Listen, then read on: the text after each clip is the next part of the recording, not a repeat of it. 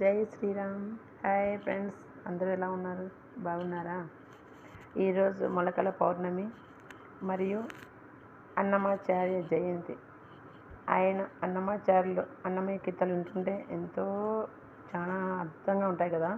ఆయన మన కడప జిల్లాలో ఆయన జన్మించడం మనకు చాలా గొప్ప వరం. ఈరోజు ఆయన జయంతి సందర్భంగా చిన్న వీడియో అరేంజ్ చేశాను, చూడండి, పెట్టాను అలా నా ఛానల్లో. Okay friends.